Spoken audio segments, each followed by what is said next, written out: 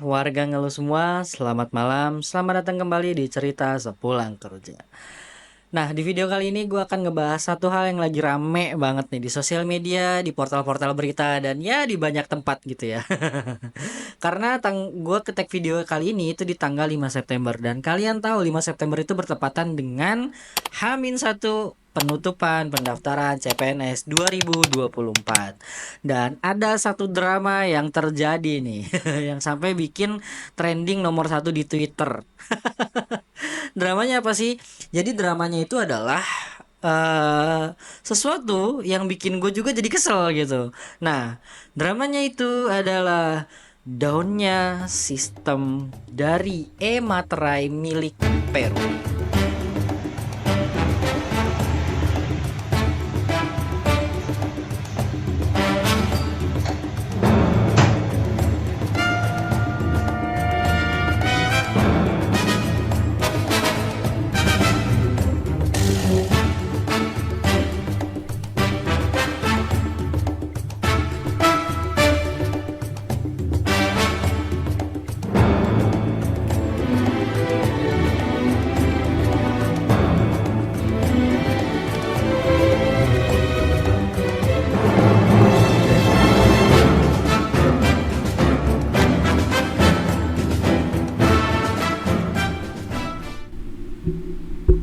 Oke, kita mulai aja. Sebenarnya gue nggak mau bahas ini terlalu dalam. Cuman karena gue gatel, jadi ya udahlah. Kita breakdown satu-satu aja biar kita sama-sama jelas dan kita sama-sama tahu kenapa ini bisa terjadi dan kenapa kok ini malah akhirnya merepotkan banyak orang.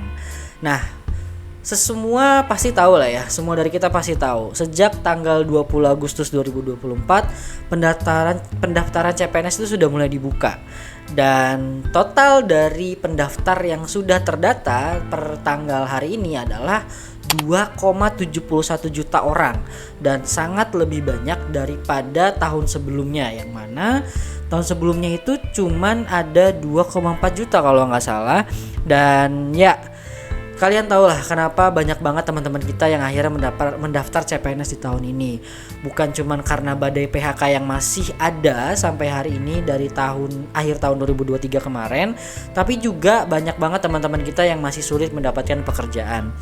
Dan video kali ini gue gak akan bahas tentang itu, tapi gue akan bahas tentang kenapa bisa terjadi down pada sistem e-materai dan dampaknya apa sebenarnya ke teman-teman kita. Kita mulai dari sejak kapan e-materai ini diresmikan sebagai prasyarat wajib pembubuhan dokumen CPNS. Jadi dari informasi yang gue dapet gitu ya, dari teman-teman gue yang ikut CPNS di tahun-tahun sebelumnya, dan juga dari beberapa website dan dari beberapa berita serta portalnya BKN, bahwa pembubuhan e-materai ini mulai diwajibkan per tahun 2023. Berarti tahun kemarin gitu ya. Dan BKN sebenarnya merilis hal tersebut bukan karena tanpa alasan, tapi ada alasan yang melatar belakanginya. Nah, dari beberapa berita yang gue baca, alasannya adalah yang mana BKN itu melihat dalam dua tahun terakhir banyak terjadi kecurangan selama proses pendaftaran CPNS ketika masih menggunakan materai fisik ataupun materai tempel. Mungkin gue kasih tahu aja gitu ya, berdasarkan apa yang BKN katakan. Yang pertama, ada indikasi bahwa terdapat peserta yang menggunakan materai tempel tidak sesuai dengan aturan pada proses PPPK 2021. Dan banyak banget materai yang palsu di dokumennya pada saat pendaftaran CPNS. Jadi banyak menggunakan materai palsu nih gitu. Dan yang kedua adalah terdapat banyak dokumen yang nomor seri materainya sama. Jadi gini nih, lu habis membubuhkan dokumen surat pernyataan misalkan menggunakan materai dengan nomor seri 12345. Kemudian lu scan dokumennya, selesai itu. Materai tadi lu cabut, lu tempel ke dokumen CV. Ya kan? Nah, habis itu dokumen CV-nya lu scan. Nah, habis itu lu lakukan perulangan hal tersebut ke dokumen lainnya. Jadi ya nomor serinya sama 12345. dia akhirnya ketahuan gitu loh. Dan ini adalah salah satu bentuk tindak kecurangan menurut BKN gitu kan ya. Nah, yang ketiga, ini juga cukup unik dan cukup kreatif menurut gue ya. Jadi ada beberapa dokumen ataupun berkas pendaftaran CPNS yang mana itu menggunakan materai yang diunduh dari internet atau dari Google gitu ya, terus di print dan ditempel ke dokumennya. Waduh, kreatif banget ini.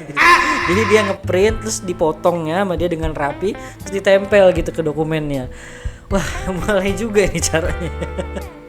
Nah, jadi BKN tuh berinisiatif ataupun nggak mau hal ini tuh terjadi lagi di proses CPNS selanjutnya. Jadi ya mereka memberikan solusi dengan menggunakan e-materai, yang mana ya e-materai ini menjadi sebuah kewajiban sekarang untuk pembubuhan dokumen prasyarat CPNS. Dan ya salah satu bentuk inovasi juga untuk menuju proses digitalisasi harapannya. Oke, di bagian yang kedua ini quiet tricky menurut gue karena akan berbau sedikit teknis. Dan ya, gue akan ngebahas dari sisi yang awam aja, dari apa yang gue tahu secara general, dari apa yang gue riset, dan dari apa yang pernah gue pelajari sebelumnya saat gue kuliah dan selama gue bekerja ya, karena gue juga bekerja di bidang tersebut gitu. Nah, bukan di Peruri, tapi gue bekerja di bidang IT juga, atau di bidang di dunia digital, di dunia pemrograman, di dunia development juga gitu kan. Nah, jadi sebenarnya down system ataupun sistem down ataupun server down itu bukan cuma terjadi di website ataupun di aplikasinya Peruri aja, tapi banyak banget sistem ataupun aplikasi ataupun website yang pernah mengalami ataupun merasakan kejadian tersebut. Dan gak jarang yang terjadi adalah akhirnya usernya gak mau pakai lagi ataupun memberikan komentar ataupun memberikan penilaian yang jelek karena pelayanannya kurang. Sebenarnya hal tersebut bukanlah hal yang awam lagi gitu di kalangan sistem development gitu ya, apalagi di kalangan teman-teman developer gitu ya. Jadi hal tersebut sebenarnya juga banyak banget faktor yang mempengaruhinya gitu, tapi gue nggak mau bahas semuanya karena cukup banyak gitu ya faktor-faktornya. Jadi kita nggak bisa cuman mendefinisikan satu aja, tapi gue kali ini akan mengambil 3 faktor terbesarnya. Nah, kemungkinan yang terjadi pada e-materainya Peruri adalah yang pertama, beban server yang dimiliki melebihi yang dimiliki Peruri itu sudah mencapai batas kapasitasnya. Jadi ibaratnya gini nih analoginya, lu punya koper yang maksimalnya adalah 10 kilo untuk lu masukin barang. Kemudian lu punya barang yang total beratnya 50 kilo dan lu paksa masuk ke dalam koper tersebut. Pertanyaannya, berapa lama waktu yang diperlukan oleh Andi untuk memasukkan barang tersebut? Loh, kok kayak soal CPNS ini? Bercanda. Fokus lagi. Jadi, ada koper 10 kilo maksimal bebannya, terus kalian punya barang 50 kilo, kalian paksa masukin. Nah, pertanyaan gue adalah apakah gitu barang tadi yang 50 kilo bisa masuk ke dalam koper yang maksimal 10 kilo tadi? Apakah barang tadi bisa masuk ke dalam koper dan kemudian koper bisa kita tutup? Dan apakah koper tadi bisa kita bawa secara efisien kemana-mana dengan berat yang 50 kilo tadi? Ya jawabannya pasti enggak dong, karena ya sudah melebihi kapasitasnya. Nah, itulah analogi simpel yang terjadi pada beban server yang sudah mungkin overload. Nah, kedua, adanya bottleneck pada saat proses transfer data di setiap servernya. Dan ya bisa jadi ini terjadi karena nggak jarang dan bisa jadi juga e-materainya Peruri ini menggunakan third party ataupun vendor, yang mana ketika adanya proses transfer data tersebut ada bottleneck di tengah-tengahnya yang mengakibatkan servernya down gitu.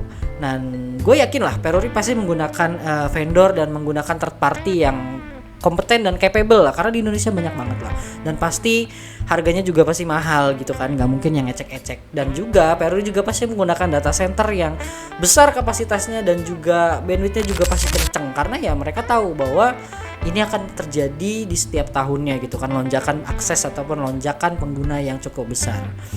Harusnya sih seperti itu ya, harusnya. Dan yang ketiga ini berkaitan tentang struktur code gitu ya. Ini teman-teman yang programmer, yang FA atau front end ataupun back end pasti relate dengan hal ini, bahwa ada berbagai macam bahasa pemrograman di dunia ini gitu ya. Ada berbagai macam framework juga. Akan tetapi nggak semua bahasa pemrograman dan framework tersebut cocok untuk sistem yang memang intensitas penggunaannya tinggi gitu loh. Karena ada beberapa framework yang mampu dan sanggup untuk menangani hal tersebut, ada juga yang enggak. Pertanyaan gue adalah, Peruri menggunakan yang mana nih? Udah cocok atau belum? Udah pas atau belum? Gitu untuk materainya, frameworknya, bahasa pemrogramannya dan lain sebagainya macamnya. Nah, yang bisa jawab adalah ya teman-teman Peruri, karena yang tahu itulah kalian. Gitu, bukan kita, karena kita kan nggak tahu, itu kan di dalam banget tuh. Nah, menurut gue sih harusnya ya materai Peruri itu sudah menggunakan yang terbaik lah. Gak mungkin lah menggunakan framework ataupun bahasa pemrograman yang nggak bisa nampung itu semua, iya kan? Iya nggak sih? Oke, yang ketiga adalah sesuatu yang pasti kalian tunggu-tunggu nih ya, yang gue bahas gitu ya. Oke, sebelum gue lanjut, tadi yang bagian kedua, kalau kalian pengen komentar ataupun ada yang gue sampaikan tuh salah, silakan komen, nggak apa-apa, daripada kalian ribut. Terus kalau memang kalian pengen nambahin, silakan tambahin juga, biar informasinya bisa kita dapat semua nih, kita tangkap semua gitu kan.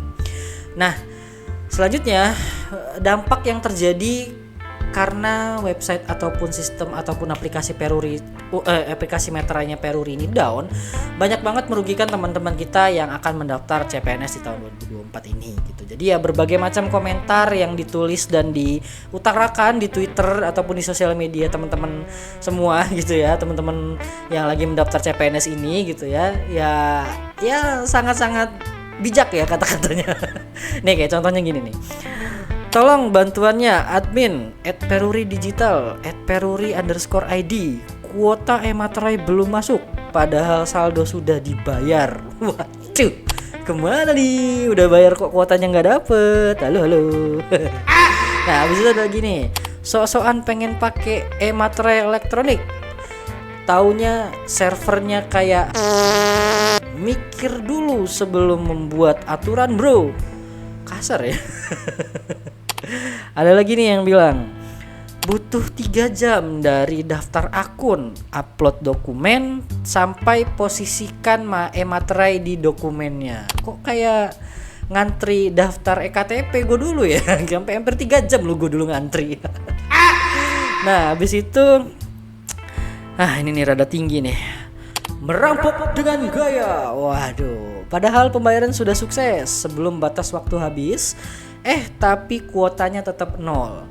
Bayangkan tiap orang butuh 3 materai. 12.500 dikali 3 sama dengan 37.500 dikali 1.000 orang yang gagal. Wow, tahu sendirilah hasilnya, lumayan bisa buat bayar utang negara. Waduh, kok serem. Ini aja juga yang bilang nih, udah habis 200.000 lebih buat perkara materai doang. Pembubuhannya nggak bisa, servernya error, yang dapat cuma stres dan gilanya aja ini mah. Pusing banget dah, solusinya dong @peruri_id. Wah. Oh ya, ini ada lagi nih. Ini yang terkait calo nih. Ini lucu nih sumpah nih. Gue bacain ya. Yang pertama nih, jual materai. Hai, aku jual materai. Aku beli paket yang isinya 5 materai, sudah terpakai 3 dan 3-tiganya berhasil untuk dibubuhkan ke dokumen. Jadi tersisa 2 materai. Aku jual 12k ya. Wah, dia jualan, bro. Terus ada lagi nih. Ya kayaknya dia ketipu nih kayaknya nih. Scam materai. Hati-hati ya yang cari materai. Sabar aja sampai webnya bisa daripada beli di orang terus nanti malah rugi dan ketipu. Ada ya yang nipu ya, kurang ajar ya. Nih ada juga nih, guys, aku open giveaway. Ngapain di open giveaway, cok? Aku open giveaway materai gratis lagi. Waduh, apa ini? Syaratnya vote 17 di IG MTV dan doain aku lolos CPNS 2024. Ini orang kocak nih. Ini pasti ini orang udah stres banget nih, makanya dia sampai mau ngevoting terus bikin giveaway gitu ya. Biasa giveaway HP, kalau nggak mobil, kalau nggak laptop gitu ya. Ini giveaway materai, bro. Emang udah beda ya, Bang. Nah, ini ada nih. Ya Allah, sakit hati banget sampai materai aja ada caloknya. ada yang nimbun dijual dengan harga selangit.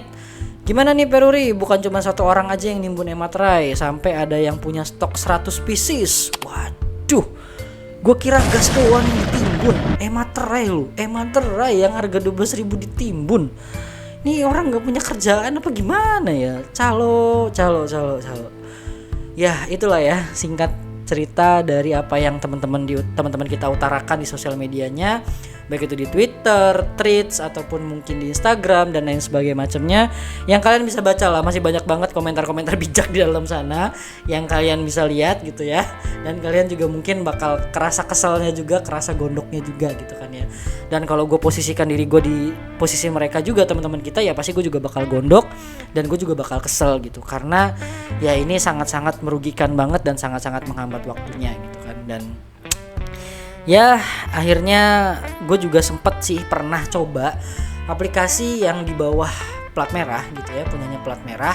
Ada beberapa yang gue coba dan gue menemukan beberapa isu ataupun bug di sana yang bugnya itu ada di fitur yang vital gitu, yang fitur yang bakal digunakan dan pasti digunakan gitu.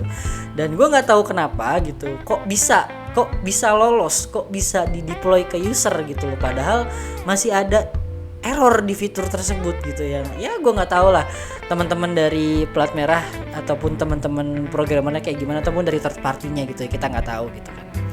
Nah, gue cuma bisa berpikir positif dari hal yang terjadi, dan gue cuma bisa berpikir ya mungkin sudah gitu, sudah oke, tapi mungkin ada aja hal yang nggak bisa diprediksi gitu kan ya, dan mungkin perlu peningkatan lagi gitulah ya. Atau mungkin ini adalah salah satu strategi ataupun tambahan ujian ya untuk teman-teman CASN gitu ya, biar kalian itu diuji dulu mentalnya, diuji dulu psikologinya untuk menghadapi tekanan kayak gini gitu kan ya. Jadi bukan cuma ujian tertulis CPNS saja, tapi kalian diuji secara langsung untuk mendapatkan ematerai. Kocak ini. Ya kita nggak tahu kan. Nah, atau memang ini adalah apa ya, ya pasti ada sesuatu gitu ya. Ya gue nggak tahu lah, gue nggak mau menduga-duga. Menurut kalian apa? Tulis di kolom komentar. Oke, mungkin itu tadi yang bisa gue bahas, dan ya banyak banget observasi yang udah gue lakuin, dan gue coba cari tahu berbagai informasi terkait hal ini. Dan informasi terakhir yang gue dapatkan bahwa di tanggal 5 jam 8 tadi itu peserta CSN tidak diwajibkan lagi untuk menggunakan ematerai dan dapat menggunakan materai fisik ataupun materai tempel. Nah, kalian udah dibolehin nih. Terus juga BKN juga merilis bahwa pendaftaran CPNS itu diperpanjang sampai tanggal 10 September 2024. Nah, buat teman-teman yang belum selesai proses pendaftarannya karena kemarin ini drama kemarin, langsung diselesaikan, nggak usah nunggu nanti lagi. Nanti malah ada down lagi yang kita nggak ketahuin gitu kan ya. Langsung diselesain, jangan pakai cara licik, jangan melakukan kesalahan-kesalahan yang gue sebutin tadi di awal video. Jadi kalian bisa diterima dan lolos seleksi berkasnya. Dan untuk teman-teman Peruri, terutama teman-teman tim ematerainya, tolong diperbaiki, tolong di-maintenance dengan baik, dan tolong diberikan pelayanan yang baik untuk masyarakat yang menggunakan sistem tersebut. Karena ya kalian adalah menyediakan aplikasi yang bergerak dalam bidang pelayanan gitu loh ya.